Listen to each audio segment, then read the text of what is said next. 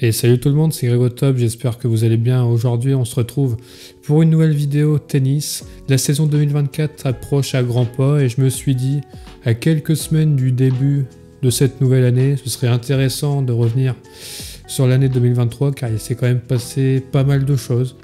Positif ou négatif, mais il s'est quand même passé pas mal de choses. Et on essayera de faire quelques pronostics sur l'année 2024, ça peut être intéressant à faire. Et avant que la vidéo démarre, tu connais la chanson.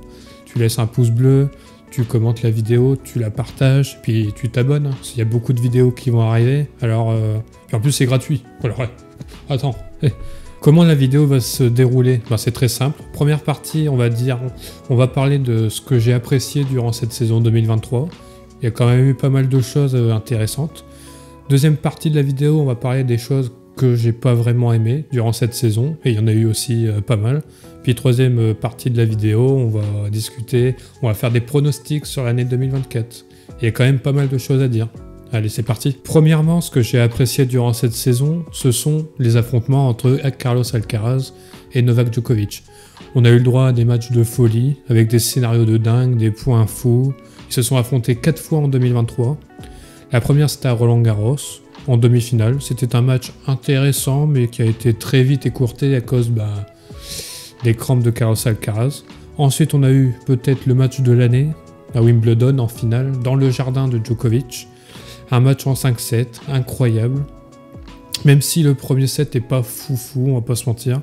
Après, on a eu le droit à des retournements de situation, des points de malade, un 5e set de folie où Djokovic il peut faire le break mais il n'y arrive pas. Alcaraz derrière le fait. Enfin, c'est un truc incroyable. Après ce monument, on a eu un nouvel affrontement à Cincinnati entre les deux, encore en finale. Un match de dingo en quasi 4 heures. Un match de dingue du début à la fin. Et après, on a eu le Masters où malheureusement, un match de demi-finale. Demi-finale, j'allais dire un match de poule, mais non, c'est une demi-finale. Où malheureusement, le match n'était pas terrible. Djokovic était incroyable, Alcaraz un peu moins. On a eu le droit à des matchs... on a eu le droit à des points intéressants, mais... C'est pas non plus dingo, quoi. J'aime bien leur match, car c'est toujours des combats de gladiateurs. Ils lâchent jamais rien. Ça se joue généralement sur quelques points. Au mental, souvent. Puis ce qui est cool aussi dans cette confrontation entre les deux, c'est de voir l'ancienne génération contre la nouvelle. Même si pour l'instant, Djokovic n'a pas l'air très embêté par cette nouvelle génération. Et c'est bien triste. Deuxième chose que j'ai beaucoup aimé durant cette saison, c'est Ben Shelton. Je dirais même que c'est peut-être mon coup de cœur de l'année. Il a un jeu incroyable, il a des résultats de malade. Pour sa première vraie saison, il a fait un quart de finale à l'Open d'Australie, une demi à l'US Open. Il a remporté un ATP 500 à Tokyo. Il a un fort caractère. J'adore ce joueur, tout simplement. Là, actuellement, il est 17e mondial et il y a de grandes chances pour qu'il soit dans le top 10 l'année prochaine. On verra. On en reparlera dans la section des pronostics 2024, mais je pense que top 10, il y a moyen. Troisième truc que j'ai particulièrement apprécié cette année, c'est la confirmation, on peut appeler ça comme ça, de Yannick Sinner et de Rublev. C'est deux joueurs que j'aime beaucoup. Ils ont gagné tous les deux leur premier Master 1000 cette année. C'est quand même pas mal. Il y en a un qui a gagné Monte Carlo, l'autre Toronto, je crois. Sinner a atteint sa première demi-finale en Grand Chelem, à Wimbledon, il me semble. Rublev, lui, il est toujours abonné aux quarts de finale. Il a d'ailleurs atteint les quarts de finale des 4 Grands Chelems. C'est quand même honorable, on va le dire. Mais on sent quand même que les deux, ils ont passé un cap cette année, avec des victoires très importantes pour les deux, dans les grands tournois, contre des top 10. Donc l'année 2024 s'annonce plutôt intéressante pour les deux. On en reparlera bien sûr dans la section Prono 2024. J'ai également apprécié cette année la victoire de Daniil Medvedev à Rome. On le sait, Medvedev et à terre battue, c'est très compliqué. Mais ce qu'il a réussi à faire à Rome, c'est absolument dingue. Et sa victoire, en plus, il ne l'a pas volée. Il a quand même battu Ruggio Viori, Zapata Miralles, Zverev, Hanfmann, Tsitsipas et Rune en finale. Honnêtement, qui aurait pu croire que ce gars-là allait gagner un tournoi sur terre battue et en plus en Master 1000? Franchement, personne, je pense. Une autre chose qui m'a marqué en 2023, c'est bien sûr la victoire de Gaël Monfils contre Sébastien Baez à Roland-Garros. En tant que Français, ce match a été une dinguerie. Tout d'abord car mon fils il revenait de blessure, il avait plus joué depuis des mois, et il te sort un match de malade contre Baez, où il puise clairement dans ses dernières ressources, un match en 5-7 qui se termine dans la nuit, où il sauve des balles de 5-0, des balles de match. Derrière le public, il est fou, Gaël il s'allonge sur le court, il chiale. Franchement, en ce moment à Roland-Garros, ça a été une folie furieuse. Bon, après, derrière, il déclare forfait pour le deuxième tour. C'est triste, mais en même temps, avec ce qu'il a donné, c'est un peu normal, on va dire. Et j'espère qu'en 2024, on revivra des moments comme ça. Et je pense qu'il y a fort à parier qu'on va revivre des moments comme ça. J'aimerais également parler dans cette section de l'espoir français. On le sait, les Français, depuis quelques années, ça galère un peu. Mais en 2023, je trouve qu'on a été plutôt gâtés. Alors oui, en Grand Chelem, aucun Français n'a été en deuxième semaine, il me semble. Mais dans les autres tournois, on a eu le droit à de jolis moments quand même. Gasquet qui gagne un titre en début d'année. Arthur Fils qui gagne à Lyon, qui fait finale au Masters des jeunes. Lucas Vanaché qui a sorti des masterclass. Gaël Monfils à Roland-Garros, on en a parlé. Le retour d'Hugo Humbert quand même, avec un titre à Metz, un quart de finale en Master 1000, une place dans le top 20. Et Adrian Manarino, le sauveur peut-être de la France en 2023, qui a gagné 3 titres, un quart en Master 1000. Franchement, je trouve que c'est de bon augure pour 2024. Cette année, j'ai beaucoup aimé les anciens très bons joueurs qui se battent pour essayer de revenir au sommet. On peut parler de Andy Murray, qui a fait un début de saison de malade, avec une finale à Doha, où il sauve des balles de match en demi. Je crois qu'il en sauve 5. Et que dire de son épopée à l'Open d'Australie, où il te fait des remontadas, des marathons. Au final, son année, c'est quoi? C'est 16 victoires, 17 défaites. Pour Andy Murray, c'est pas fifou dingo, mais ça va. 42e mondial. Je trouve que c'est intéressant pour un joueur blessé de la hanche quand même.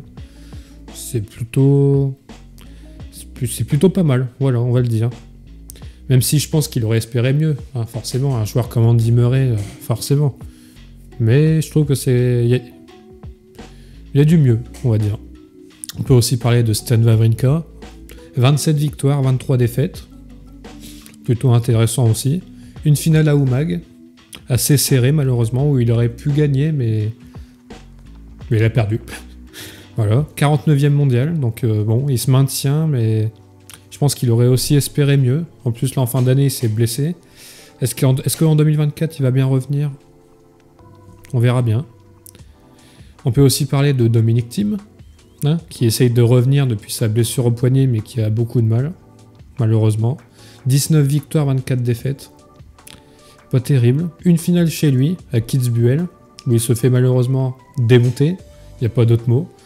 98e mondial. Donc il est dans le top 100, mais connaissant Thiem, pareil, comme Murray et Wawrinka, il peut espérer mieux. Mais ce qui est bien avec eux, c'est malgré tous les succès qu'ils ont pu avoir, ils n'abandonnent jamais. C'est vrai, il faut le dire. Et ils tentent par tous les moyens de revenir au sommet. Même si ça prend du temps. Mais ils essayent quand même. Et c'est respectable. Et j'espère qu'en 2024, ils progresseront davantage. Surtout pour Thiem, qui est encore jeune. Les autres, ils ont quoi, plus de 35 ans? Wawrinka, il a 38 ou 39. Thiem, il doit avoir une trentaine, 30-31. Donc franchement, il peut le faire. Thiem, il peut le faire. Avant-dernière chose que j'ai appréciée durant cette saison, c'est le retour au sommet d'anciens bons joueurs. On a parlé de Murray, Wawrinka et Thiem, qui essayent d'y parvenir, mais certains ont réussi à revenir à un très haut niveau. On peut parler de Dimitrov, qui a fait une saison de dingue, une finale à Paris en Master 1000, une demi-finale à Shanghai, une 14e place mondiale, donc c'est quand même pas mal. Un retour au sommet notamment grâce à ses entraîneurs, hein, Daniel Valverde et Jamie Delgado. Pour ceux qui connaissent le tennis, c'est quand même des entraîneurs renommés, qui ont entraîné des joueurs comme Andy Murray, Berdych, Wawrinka ou encore Del Potro. Donc c'est des bons entraîneurs, on peut le dire. On peut aussi parler de Zverev, qui est revenu au sommet après sa terrible blessure à Roland-Garros, l'année dernière, on s'en rappelle.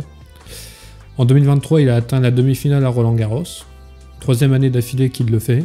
Il a gagné un ATP 500 à Hambourg, c'est pas mal, un 250, une demi-finale à Cincinnati, un quart de finale à l'US Open, un retour dans le top 10, une participation au Masters. Donc que ce soit Dimitrov ou Zverev, ils sont très bien revenus. Et pour revenir à Murray Wawrinka Team, j'espère qu'ils feront la même chose l'année prochaine. Enfin, ce que j'ai aimé en 2023, c'est Djokovic, qui assume d'être le boss de fin, le Dark Djokovic, comme on pourrait l'appeler. On l'a vu à de nombreuses reprises cette année, il montre un côté très sombre sur certains aspects, il se moque du public, à certains moments il s'est moqué du public, il gueule sur son staff, bon ça c'est pas nouveau, hein. Il reprend des célébrations, Ben Shelton, on peut en parler. Bref, je trouve qu'il assume complètement son rôle de mal-aimé. Pendant de nombreuses années, il insistait avec des imitations, à faire rire le public, de montrer un côté fun. Aujourd'hui, on a vraiment l'impression que c'est terminé, ou du moins, on ne sait pas vraiment en fait, mais qu'il aime être le Dark Djokovic. Et ça, depuis quelques mois, quelques années, on voit beaucoup un Dark Djokovic. Et c'est pas mal. Et vous, quelles sont les choses en 2023 que vous avez appréciées? N'hésitez pas à le dire en commentaire, c'est fait pour ça. Là, on vient de parler des moments les plus cool de 2023, selon moi. Mais il y a quand même certaines choses que j'ai pas réellement appréciées durant cette saison. Et je pense pas être le seul. La première chose que je n'ai pas aimé en 2023, c'est l'hégémonie de Djokovic. Comment est-ce possible qu'un joueur de tennis qui a plus de 36 ans rafle 3 des 4 grands chelems, le Masters et la place de numéro 1 mondial en fin d'année? Je comprends pas. Et pourtant, on a eu de très bons joueurs cette année. Alcaraz, Sinner, Rune, Medvedev, par exemple, qui sont bien plus jeunes que Djokovic en plus. Alors oui, mentalement, c'est un monstre, on le sait, on l'a vu cette année, mais même tennistiquement, il est quasi imbattable à 36 ans. Alors attention, oui, effectivement, il a connu des défaites, mais pas beaucoup, je crois 6 ou 7 cette année. Et j'avoue que c'est assez énervant, car ils peuvent le battre, mais souvent, ça se joue au mental. Et mentalement, Djokovic, il a une longueur d'avance. Et j'espère qu'en 2024, ça changera un minimum. Non. Autre chose que je n'ai pas aimé en 2023, c'est l'absence de plusieurs grands joueurs, comme Kyrgios ou Nadal par exemple, à cause de blessures. 2 joueurs d'ailleurs qui posent énormément de problèmes à Djokovic. Je dis pas que c'est de leur faute, je dis juste que c'est dommage qu'on n'ait pas eu de Nadal ou de Kyrgios en 2023.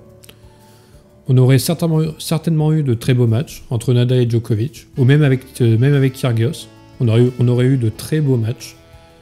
Je dis pas que Djokovic n'aurait pas gagné 3 grands chelems, mais déjà à Roland Garros, si Nadal était là, je pense que ça aurait pu être un peu plus compliqué quand même. Parce qu'à Roland Garros, il a un peu joué tranquille, on va pas se mentir. Autre chose que je n'ai pas aimé en 2023, c'est certains bons joueurs de tennis qui m'ont pas mal déçu. On peut parler de Casper Ruud, qui a fait une saison mais dégueulasse, il n'y a pas d'autre mot. Je sais même pas comment il a fait pour atteindre la finale de Roland Garros, franchement.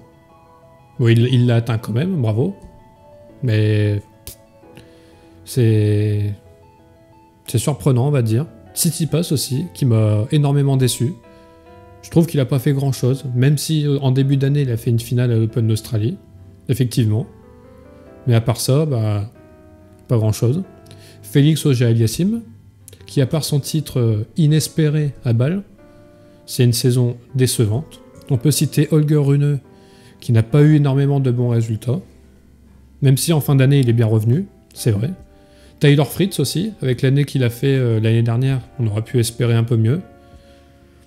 Si ces joueurs avaient été à leur meilleur niveau, ou à un niveau élevé, je pense que Djokovic aurait eu davantage de problèmes. Et dernière chose décevante en 2023, selon moi, c'est l'absence de grands matchs dans les grands rendez-vous. Je trouve que cette année, on reste un peu sur notre faim. Alors oui, on a eu de beaux matchs, entre Alcaraz et Djokovic notamment, à Wimbledon, à Cincinnati. On a eu quelques beaux matchs en Grand Chelem, entre Rublev et Rune, en Australie, c'est vrai, en 8e. Gaël Monfils contre Baez à Roland Garros, au premier tour. Sinner contre Djokovic, au Masters, en poule. Murray contre Kokkinakis, en Australie. Tsitsipas contre Murray à Wimbledon, au deuxième tour. C'est des beaux matchs, c'est vrai, il faut le dire, c'est des beaux matchs. Mais c'est des beaux matchs dans les premiers tours, rien de plus. Dans les finales ou les demi-finales dans les grands tournois, Grand Chelem ou Master 1000, on n'a pas eu de beaux matchs. Je trouve. Et j'espère qu'en 2024, on aura mieux. Parce que cette année, on a eu des beaux matchs, mais pas dans les pas dans les matchs les plus importants. Donc ça compte pas vraiment, on va dire. Et vous, qu'est-ce qui vous a déplu en 2023? N'hésitez pas à le dire en commentaire, c'est fait pour ça. Et pour finir cette vidéo, on va s'amuser à faire des pronostics pour l'année 2024. N'hésitez pas aussi à en faire en commentaire, ça peut être intéressant. On va se mouiller un peu, on va voir si on a raison ou pas, on verra dans les semaines prochaines. Mais c'est le but des pronostics, c'est de se mouiller un peu. Qu'est-ce qu'on peut espérer en 2024? Pour commencer, j'aimerais beaucoup que les Français soient à la fête en 2024. Surtout que c'est une année très importante pour les Français, avec les Jeux Olympiques. Entre les plus vieux qui résistent et les plus jeunes qui arrivent, je pense qu'on peut avoir une belle année de tennis pour les Français. Alors pourquoi pas un Français en deuxième semaine d'un Grand Chelem? C'est possible, ça fait longtemps que c'est pas arrivé, alors c'est possible. Un Français en finale d'un Master 1000. Pourquoi pas? Pourquoi pas? Un Français qui brille aux Jeux Olympiques. En vrai, c'est à Roland-Garros, à Paris, en France. Avec le public qui peut porter derrière, pourquoi pas un Français, ouais. En demi-finale ou...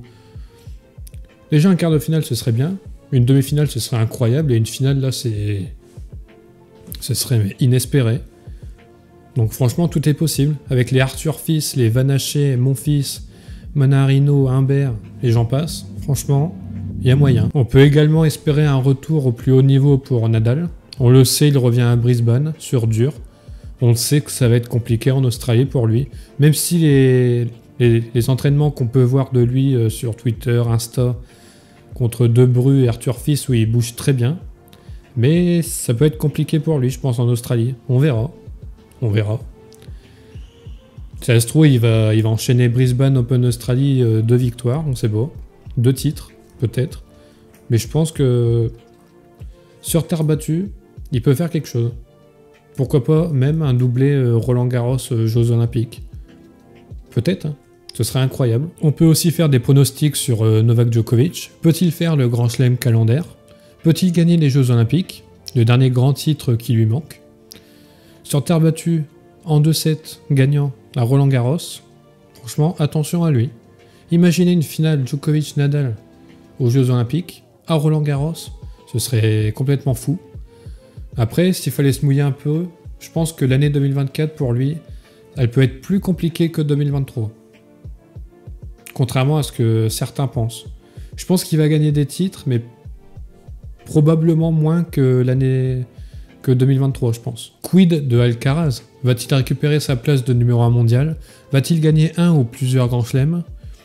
Je pense qu'il peut le faire. Il voudra prendre sa revanche de 2023 contre Djokovic. Donc il y a moyen de revoir Alcaraz à son prime. Yannick Sinner peut-il atteindre une première finale en Grand Chelem? Je pense qu'il peut le faire aussi. Avec la progression de malade qu'il a eu cette année, il y a moyen.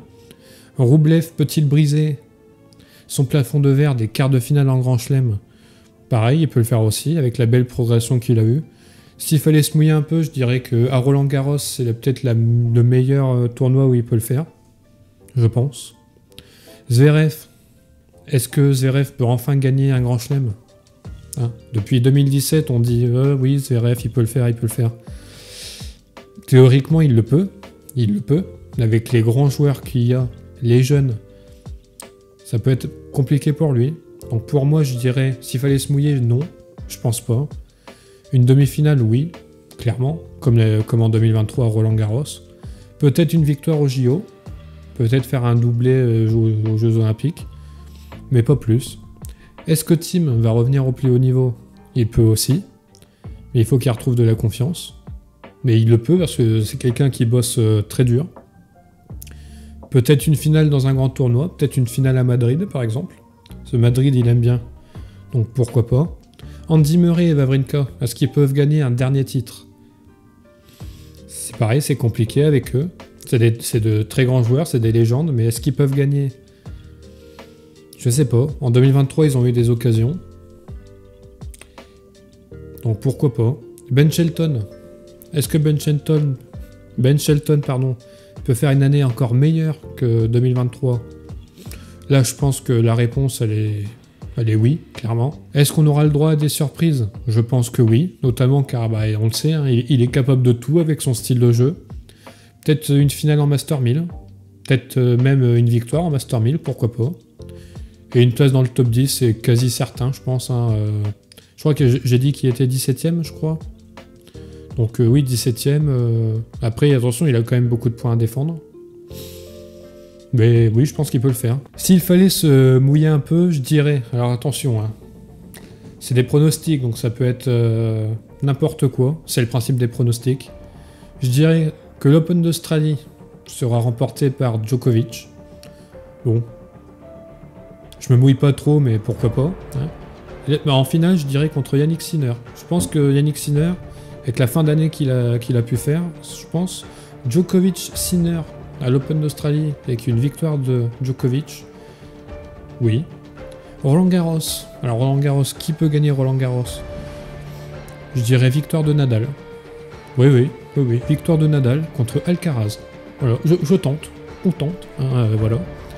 Aux Jeux Olympiques, je dirais une victoire de Nadal, qui fait le doublé Roland Garros Jeux Olympiques. Et donc une victoire aux Jeux Olympiques contre Djokovic. Voilà mon prono pour les Jeux Olympiques. À Wimbledon, je dirais une victoire de Alcaraz contre Djokovic. Voilà, Djokovic qui fait beaucoup de finales mais qui ne les gagne pas, contrairement à 2023. C'est mes pronostics, c'est n'importe quoi je pense, mais voilà. Et l'US Open, je dirais une victoire de Alcaraz contre Medvedev. Ce Medvedev, on le sait qu'il aime bien l'US Open, donc voilà. J'annonce, allez, on se mouille. J'annonce également un Français, minimum quart de finale en Grand Chelem. Lequel de Grand Chelem, je sais pas. Roland Garros, peut-être, pourquoi pas. Et pourquoi pas un Français demi-finaliste aux Jeux Olympiques. En simple ou en double, à vous de choisir. Mais voilà, voilà mes pronos. Et vous, quels sont vos pronostics pour la saison prochaine? Mettez ça en commentaire, je suis très curieux de voir vos pronostics. En tout cas, j'espère que cette vidéo vous a plu. Si c'est le cas, vous connaissez la chanson. Likez la vidéo, partagez-la, commentez-la pour donner vos pronostics ou même pour dire si cette vidéo vous a plu ou ce qui vous a déplu aussi, pourquoi pas. Et puis abonnez-vous, c'est gratuit et il y a beaucoup de vidéos qui vont arriver prochainement avec des concepts originaux, je pense, et intéressants. Il y en aura pour tous les goûts, alors surtout, n'hésitez pas. Et on se dit à bientôt pour de prochaines vidéos. Allez, salut!